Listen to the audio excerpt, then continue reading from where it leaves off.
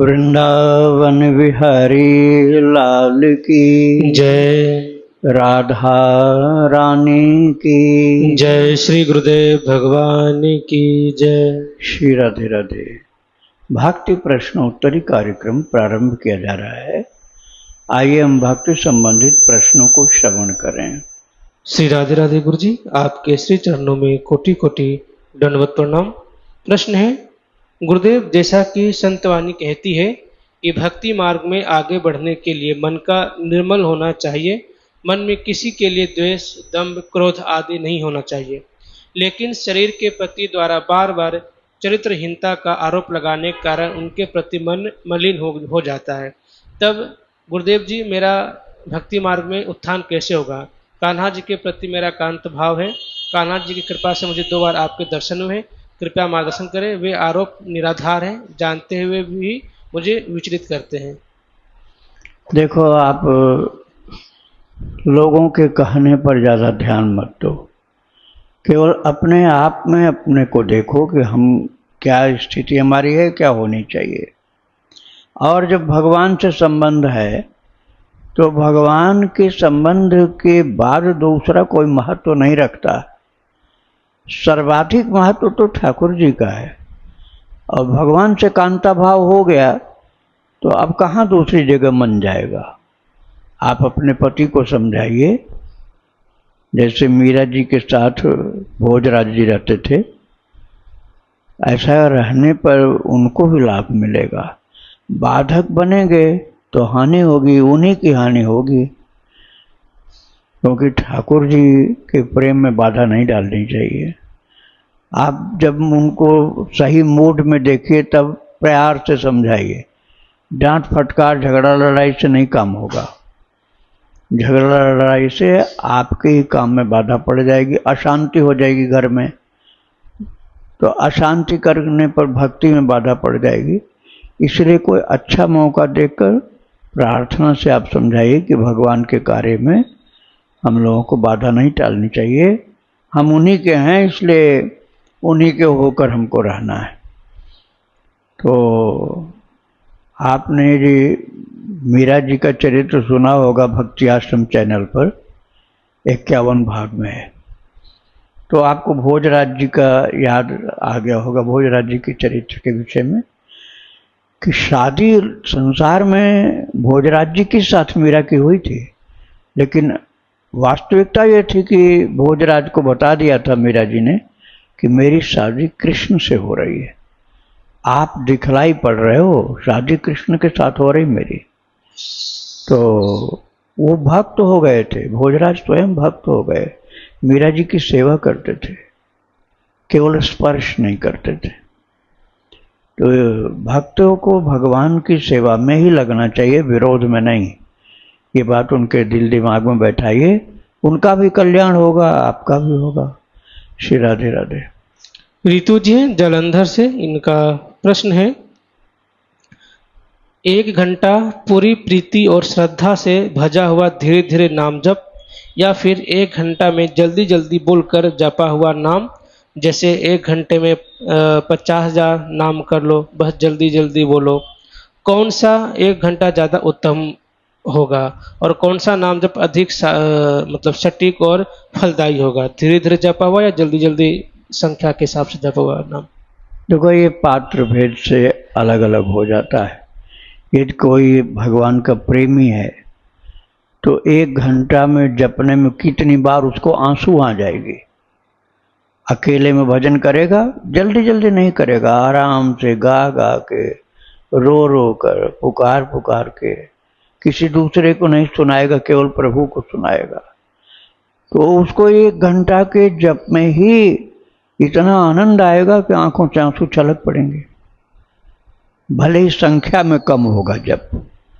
और दूसरा होगा नया साधक जिसको अभी प्रेम नहीं है, वो तो संख्या पूरी करना ही उसके लिए एकमात्र लक्ष्य होता है, तो वहाँ वो जल्दी जल्दी जल्दी जल्दी जल्दी संख्या पूरी कर लेता है।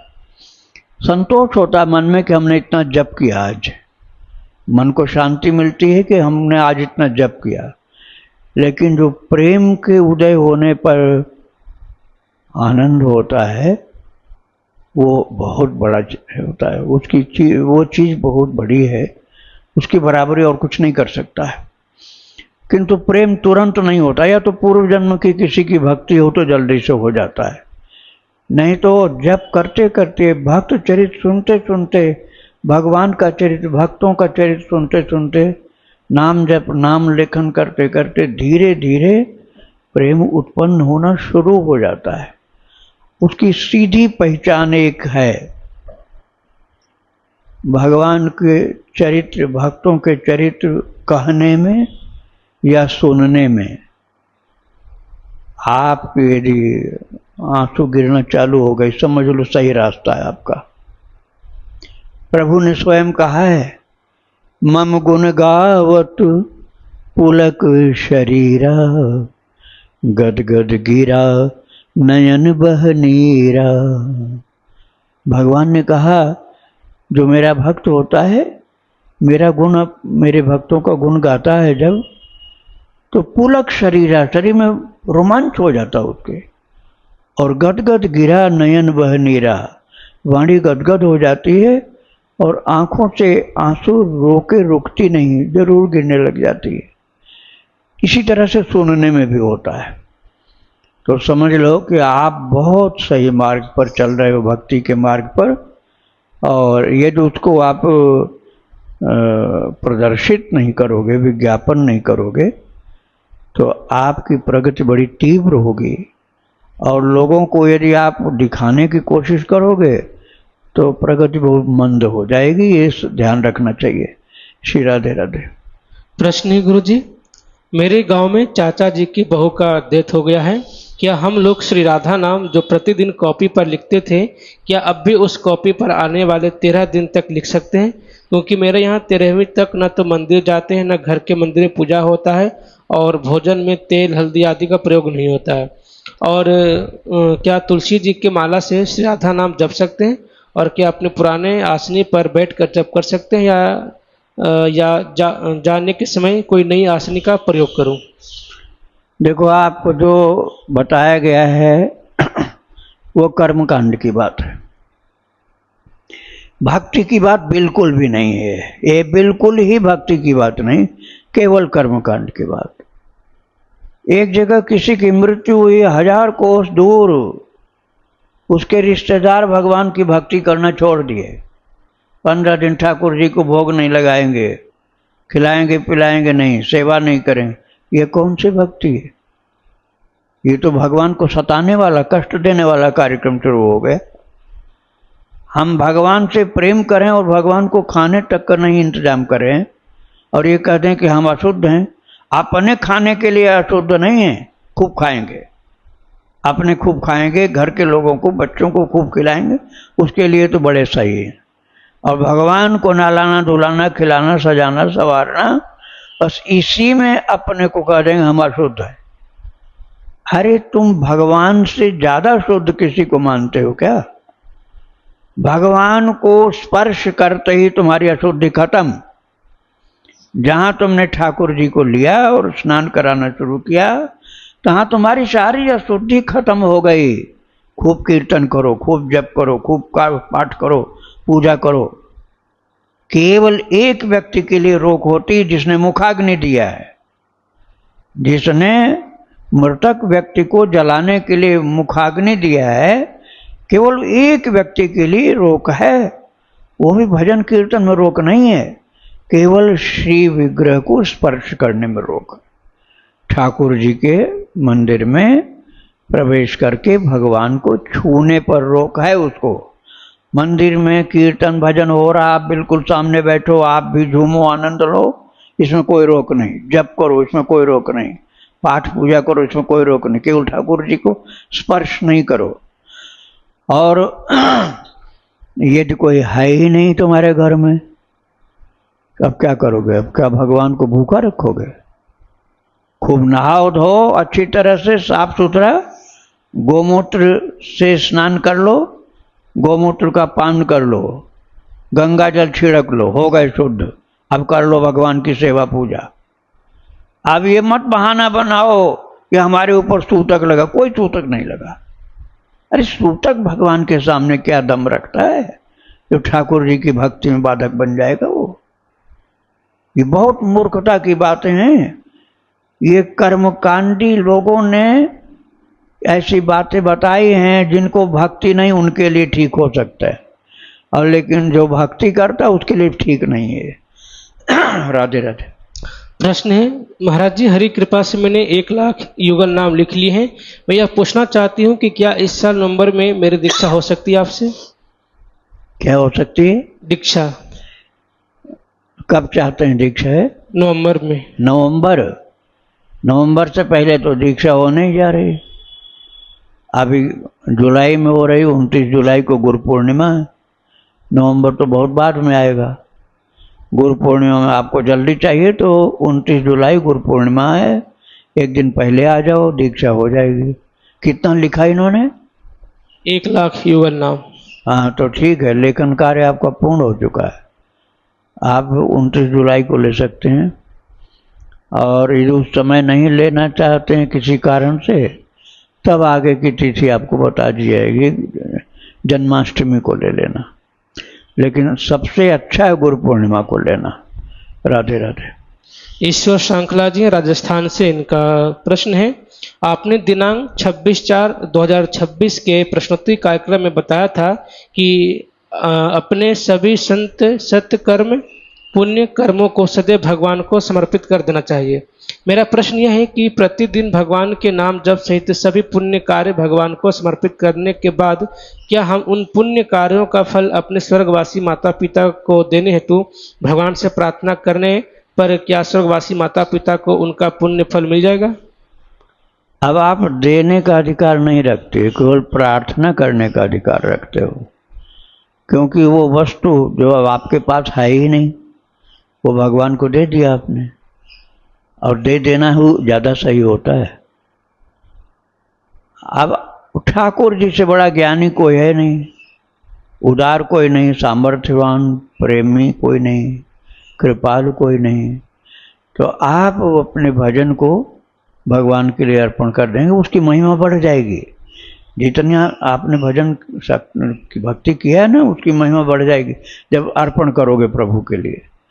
और फिर उनसे आप प्रार्थना कर लो कि प्रभु जिसके लिए आप चाह रहे हैं, माता पिता या और किसी के लिए, कि उनके लिए आप कृपा करें, यदि मेरा भजन उनको आप देना चाहें तो दे दें।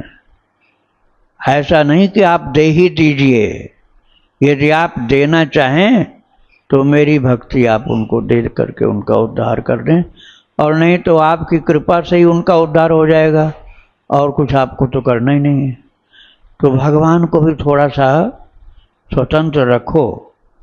वो कोई नौकर चाकर तो है नहीं कि उनसे जो चाहो सो करवाते रहो, जो चाहो कहते रहो कि ये कर दो, ये कर दो, ये कर दे दो, ये ले लो। अब ऐसे तो भाई कोई सेवक हो अपना छोटा सा, तो भले उससे कहो, मालिक से ऐसा तो नहीं कहा जा सकता ना। मालिक से केवल यही कहा जा सकता है कि आप तो प्रभु हम सबके स्वामी हैं, आप जैसे हमारा भला हो वही कृपा कर दीजिए, वो ज़्यादा अच्छा रहता है। राधे राधे। सचिन जी हैं, इनका प्रश्न है, 1,12,00,000 बार राधा बल्लभ नाम लिया तो इसमें फायदे क्या है? इसमें साधक को कौन सी सिद्धि प्राप्त होती है? क्या ईश्वर से उसका रिश्ता और भी मजबूत होता है? देखो, ये फायदा तो बहुत है, लेकिन हानि क्या क्या होती है ये बात तो कभी सोचते ही नहीं। क्या क्या गड़बड़ी होती है, प्लस वाला तो याद है, माइनस वाला तो याद नहीं। अब आपने गुटखा खा खा करके राधा राधा गाया, तो थोड़ा तो गुटखा भी माइनस करेगा। तंबाकू खाया, कोई ऐसी चीज खाया, नशा में आकर के गाए, बिल्कुल जीरो हो जाएगा ऐसा तो मैं नहीं कह रहा हूं, लेकिन जितना होना था अब उतना असर नहीं होगा, क्योंकि आपने गंदी चीज खा लिया। तो एक तो खान पान की शुद्धि रखिए, आचार विचार की शुद्धि रखिए, किसी को कष्ट न हो ऐसी भाषा बोलिए, व्यवहार करिए, भगवान को अपना मानकर उनसे प्रेम करिए, और बहुत प्यार से अपनेपन से उनका नाम गाइए, तो उसकी बात अलग है। और उपेक्षा से जैसे तैसे बेढंगे भगवान के नाम की महिमा का अनादर करते हुए बोल देते हैं, तो उसमें लाभ ज़्यादा नहीं होता है, थोड़ा होता है लाभ। राधे राधे। अर्चना जी हैं, इनका प्रश्न है, गुरुदेव मैं कथा सुनती हूँ, नाम लेखन भी करती हूँ, नाम जप भी करती हूँ, फिर भी मेरे मन में मेरी देवरानी के प्रति ईर्ष्या आ रही है। गुरुदेव ईर्ष्या ना, ऐसा क्या करूं? देवरानी का पैर छू लो एक दिन। ये मत कहो कि हमसे छोटी, हम नहीं पैर छुएंगे।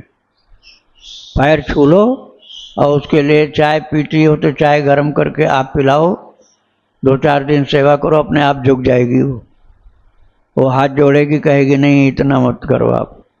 फिर आपके बीच के मनमुटाव खत्म हो जाएगा। थोड़ा सा झुकना पड़ता है। हम अकड़े रहें कि नहीं, बड़े तो हम ही हैं, हम ही बड़े हैं हर प्रकार से, हम झुक कैसे जाएं? वो झुके, वो प्रणाम हमको करे, तो कभी नहीं सुधार होने वाला। अपने को छोटा मानो, थोड़ी सी सेवा करने से बहुत बड़ा काम हो जाएगा।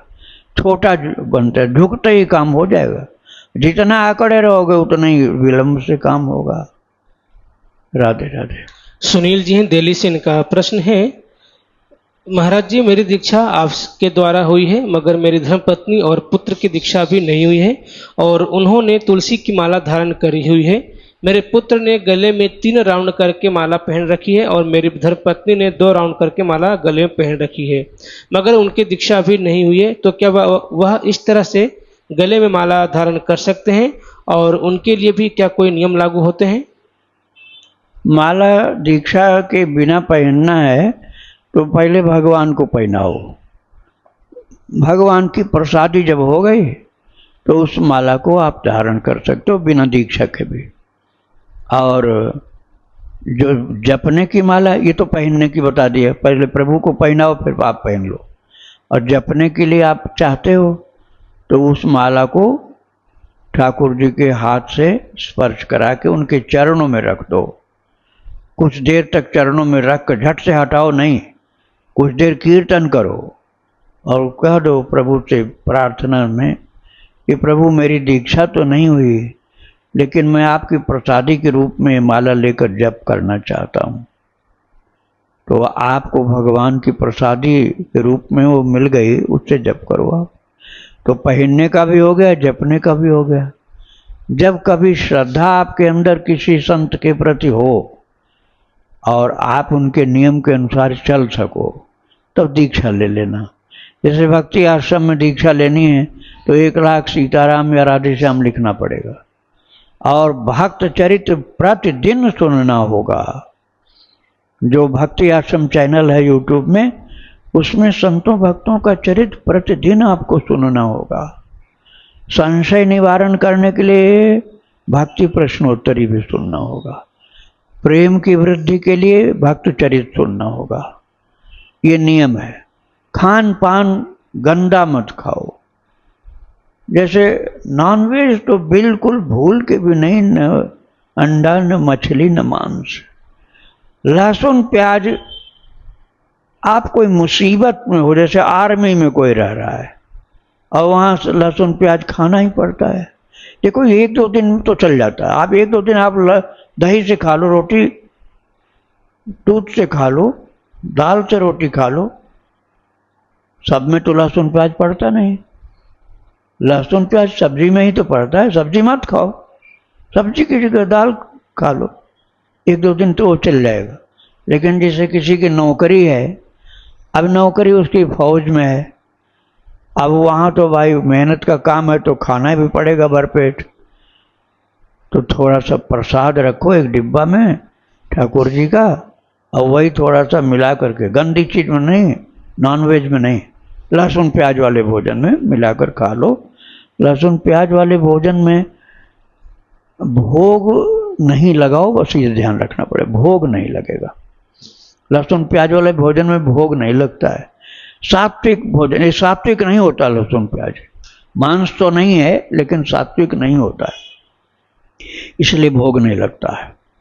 रजोगुणी होता है और मांसाहार तमोगुणी होता है और जो शुद्ध सात्विक होता है वो भोग लगता है। अब उसको आप भगवान के प्रसाद को आहार में मिला करके ग्रहण करो तो और अच्छा होगा। और जब आपके सामने मजबूरी ऐसी नहीं है, जैसे खुद भोजन बनाना है या कोई दबाव नहीं, कोई बाधा नहीं, तो फिर गंदा मत खाना। गंदा का मतलब लहसुन प्याज भी मत खाना। पवित्र शाकाहार भोग लगा हुआ ग्रहण करना चाहिए। तो रहन सहन, खान पान, व्यवहार और आहार, इसके लिए गीता जी में कहा है युक्ताहार विहारस्य, छठे अध्याय में, युक्ताहार विहारस्य युक्त चेष्टस्य कर्मसु युक्त स्वप्नावभोग योगो भवत दुःखः। तो युक्त उपयुक्त शयन, उपयुक्त जागरण, उपयुक्त आहार, उपयुक्त विहार, न ज़्यादा न कम, तो वह योग सिद्ध हो जाता है, जिससे सब दुखों का अंत हो जाता है। योगो भवत दुःखः। तो ऐसे जीवन को पवित्र बना करके भक्ति करो तो भक्ति जल्दी फलीभूत हो जाती है। और जो मन में आए, जैसे मन में आए वैसे करते खाते पीते रहते हैं तो उतनी शक्ति जागृत नहीं होती। मरने के बाद तो कल्याण हो जाता है, जिंदा जी कल्याण नहीं हो पाता ज़्यादा। राधे राधे। प्रश्न है, गुरुदेव, मैं और मेरी पत्नी पिछले 3 सालों से किसी भी तीर्थ पे धाम में जाते हैं, जैसे ज्योतिर्लिंग किसी भी या वृंदावन, तो मेरी पत्नी को उसी दिन मासिक धर्म हो जाता है और वह दर्शन नहीं कर पा रही है। तो इसका क्या कारण है, और अगर किसी अपराध के कारण है तो इसका प्रायश्चित कैसे करें? देखो, इस समझ की गड़बड़ी और कुछ नहीं है। गर्भगृह में जाना मना होता है, तो गर्भगृह में क्यों जाएगी आपकी पत्नी? वहाँ तो पुजारी जी जाते हैं गर्भगृह में, जहाँ ठाकुर जी विराजमान है, उसके अंदर तो ठाकुर जी को सेवक जाएगा और लोगों को तो जाना नहीं। तो थोड़ा पीछे से दर्शन कर लेना। दर्शन के लिए जो पब्लिक खड़ी है उसमें से एकदम आगे मत जाएं, एकदम आगे मत खड़े हो, थोड़ा पीछे हो करके दर्शन कर लें। दर्शन में कोई मनाही नहीं, कोई बाधा नहीं है। श्री राधे राधे। राहुल राम जी हैं, इनका प्रश्न है, गुरुजी, हमारे पितृ जो होते हैं उनके लिए मेरी मम्मी ने कुछ दिन पहले घर में एक स्थान बना दिया है, घर में पश्चिम दिशा में। वहाँ कभी कभी खाना रखती हैं 1 महीने से। अब मुझे किसी ने बताया कि घर में पितरों को स्थान नहीं देना चाहिए, उसका नियम अलग है, और हम अपने दादा और नानी जी के फोटो भी दक्षिण में ही लगा रखी है, और जो स्थान माँ ने बनाया है वो पश्चिम में है। तो गुरुजी, क्या घर में पितरों का स्थान होना चाहिए, वहाँ पूजा करनी चाहिए रोज? श्री राधे। हो गया। देखो, 9वें अध्याय में भगवान ने कहा है इस विषय में, गीता जी में, यान्ति देवव्रता देवान् पितॄन् यान्ति पितृव्रताः भूतानि यान्ति भूतेज्य यान्ति मद्याजिनोऽपि माम्। भगवान कृष्ण ने इस विषय में पूरा स्पष्टीकरण कर दिया। अब आपको कहीं दूसरी जगह ढूंढने की जरूरत नहीं है, 9वें अध्याय में भगवान ने कहा है। और इसके बाद दूसरा प्रमाण चाहिए ही नहीं। जब प्रभु बोल रहे हैं तो क्या प्रमाण और चाहिए? यान्ति देवव्रता देवान्, भगवान कह रहे हैं देवताओं की पूजा करने वाला देवताओं का ही सेवक पार्षद बन जाता है। और प्रेतान देव यान्ति देवव्रता देवान्, और पितॄन् यान्ति पितृव्रता, और पितरों की पूजा करने वाला पितरों के सेवक, पितरों का पार्षद पितरों के लोक में चला जाता है, भगवत धाम में नहीं जाता है। ध्यान रखना इस बात को। पितरों का जो भक्त है वो पितरों के लोक में जाता है, भगवत धाम में नहीं जाता। तो क्या पितर के ही लोक में तुम जाना चाहते हो क्या? पितॄन् यान्ति पितृव्रता भूतानि यान्ति भूतेज्य, और जब भूत प्रेत की पूजा करते हैं वो मरने के बाद भूत प्रेत बन जाते हैं। और यान्ति मध्या जिनोपिमाम। और फिर भगवान ने कहा जो मध्या जिनो, जो मेरी पूजा करते हैं, वो मेरे धाम को पहुंच करके मेरा सेवक, मेरा पार्षद बन जाते हैं। पितरों की पूजा करोगे पितर बन जाओगे, इससे ज़्यादा कुछ नहीं होगा। भगवत धाम नहीं जाओगे, ये ठाकुर जी बोल रहे हैं। और भूतों की पूजा करोगे भूत बन जाओगे, देवताओं की पूजा करोगे देवताओं का पार्षद बन जाओगे। और आखिर में प्रभु ने कहा यान्ति मध्या जिनोपिमाम, और जो मेरी पूजा करेगा वो मेरे धाम को प्राप्त हो जाएगा, मेरे स्वरूप को प्राप्त हो जाएगा, मेरा पार्षद बन जाएगा। तो जब ठाकुर जी अपनी ओर बुला रहे हैं तो उनसे भी बढ़िया कोई होता है क्या? काहे पितरों की पूजा में पड़े हुए हो भाई? जब तक तुम्हारे पितर वो रहे तुम्हारे पास तब तक सेवा करनी चाहिए थी। उसके बाद चलो उनका पितर जो कर्म होता है, तर्पण, श्राद्ध, और वो सब कर लिया आपने। अब उसके बाद आपकी जिम्मेदारी समाप्त।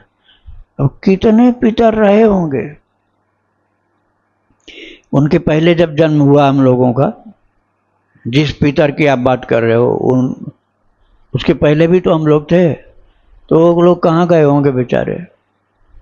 अब उनका उद्धार करने के लिए जा पाओगे वहाँ? अरे ठाकुर जी की भक्ति करो, सबका उद्धार करेंगे। ये लिखा हुआ है, अनेक पुराणों में लिखा हुआ है, और गरुड़ पुराण में भी लिखा हुआ है, भागवत जी में भी लिखा हुआ है, विष्णु पुराण में भी लिखा हुआ है कि जब कोई भगवान की भक्ति में लग जाता है तो पितर नाचने लग जाते हैं। पितरों की भक्ति नहीं करने की बात कही, भगवान की जो भक्ति में लग जाता है तो उसके पितर खुश होकर नाचने लग जाते हैं और कहते हैं मदवंशो वैष्णवो जातः स नस्त्राता भविष्यति। मेरे वंश में एक महान भगवत भक्त उत्पन्न हो गया है, अब हम लोगों का उद्धार हो जाएगा। तो भक्ति पितर की नहीं करनी, भक्ति भगवान की करनी है। पितरों का उद्धार आपकी भगवत भक्ति से अपने आप हो जाएगा। राधे राधे। पूजा मंडल जी, इनका प्रश्न है, क्या पुरुषोत्तम मास में गर्भ धारण करना उचित होता है या नहीं? हमारी एक भाभी हैं, ठाकुर जी की बड़ी भक्त हैं। इनको एक भगवत भक्त बच्चे की बड़ी अभिलाषा है जो अच्छे संस्कार वाले सनातन संतान चाहती है। तो क्या यह ठीक है या नहीं? कृपया करके कुछ मार्गदर्शन करें कि इस अधिक मास पुरुषोत्तम मास में गर्भ धारण करना चाहिए या नहीं। उसका स्वरूप ये होना चाहिए कि पुरुषोत्तम मास भर पति पत्नी दोनों लोग खूब पूजा करें भगवान की, आचरण सही रख, सदाचार के साथ, और अलग अलग रहें, जमीन पर सोएं, और पूरा पुरुषोत्तम मास भर खूब भजन करें, ध्यान करें, जप करें, सेवा करें, दान करें, पुण्य करें, भगवान की पाठ पूजा करें, इसी में लगे रहें महीना भर दोनों लोग। इसके बाद गर्भधारण का कार्य हो, जब पुरुषोत्तम मास का सब कार्य सही ढंग से हो जाए, बस उसके बाद तुरंत। तो पुरुषोत्तम मास के फल के रूप में उस संतान को आपकी तपस्या का लाभ मिलेगा। बीच में नहीं गड़बड़ करना चाहिए। पुरुषोत्तम मास के बीच में ये बात ठीक नहीं है। पुरुषोत्तम मास पूरा का पूरा भक्तिमय हो, उसके बाद गर्भधारण हो, तो आपको पुरुषोत्तम मास की तपस्या का फल निश्चित ही बच्चे को प्रदान करने में सफलता मिल जाएगी। राधे राधे। अनुराधा जी गुरुग्राम से, इनका प्रश्न है, गुरुदेव मुझे एक बार मेरी एक जैन मित्र ने बताया था कि उनके धर्म में त्याग की बड़ी महत्ता है। जैसे उन्होंने बताया कि हम जब खाना खा चुके तो मन में यह संकल्प ले लें कि अब मैं 2 या 3 घंटे के लिए तन पर पहने हुए वस्त्रों का अलावा कुछ भी ग्रहण नहीं करूंगी। उन्होंने बताया कि यदि उन घंटों में हमारे प्राण चले जाते हैं तो हमें त्यागी की भांति गति प्राप्त होती है। गुरुदेव मेरी यह जिज्ञासा है कि क्या हमारे सनातन धर्म में भी यह विधान बताया गया है? कृपया मार्गदर्शन करें। त्यागा शांतिरनंतरम, ये दूसरा 12वें अध्याय में भगवान ने कहा त्यागा शांतिरनंतरम, त्याग के बाद ही शांति प्राप्त हो जाती है। लेकिन त्याग सात्विक होना चाहिए। रजोगुणी त्याग तमोगुणी त्याग से ये लाभ नहीं होता। राधे राधे गुरुजी। श्री राधे। गुरुजी, ब्रज 84 कोस की परिक्रमा जो पैदल की जाती है उस पर मार्गदर्शन दीजिए। ब्रज 84 कोस की परिक्रमा जो पैदल की जाती है पैदल जो की जाती है, और इस पुरुषोत्तम मास में क्या क्या सावधानियां हाँ। करनी चाहिए मार्गदर्शन? पुरुषोत्तम मास के विषय में मैंने शॉर्ट में डाल दिया, क्या करना क्या नहीं करना। 84 कोस की बात ये समझ लो, अभी जब निकालोगे ना पुरुषोत्तम मास का शॉर्ट, विश्व भक्ति आश्रम के चैनल पर, हाँ शुरुआत में ही है। तो अब ये परिक्रमा का मतलब तो क्लॉकवाइज, इस प्रकार से जिसकी परिक्रमा कर रहे हैं उसको अपने दाहिनी ओर करके और चारों तरफ उनके घूम करके आना, एक चक्कर, एक परिक्रमा हो गई। प्रारंभ में और आखिर में दंडवत प्रणाम जरूरी है। जब शुरू करो तब दंडवत करो, आखिर में भी दंडवत करो, और जहाँ जहाँ मन हो वहाँ वहाँ दंडवत बीच में भी करो। कुछ आपसे सत्कर्म जो बन जाए वो भी बीच बीच में दान पुण्य सेवा भक्ति करते चलो। और अशुद्ध खान पान नहीं होना चाहिए। भगवान की भक्ति के अलावा दूसरे चीज पर नहीं, न बोलना है, न कहना है, न सुनना है। मतलब चुगली, निंदा, ये तिरस्कार, अपमान, इन सब की बातों को नहीं करना चाहिए। तो जितना आपके पास सामर्थ्य है, जैसे पैदल चल सकते हैं, नंगे पैर चल सकते हैं, तब तो वैसा करो।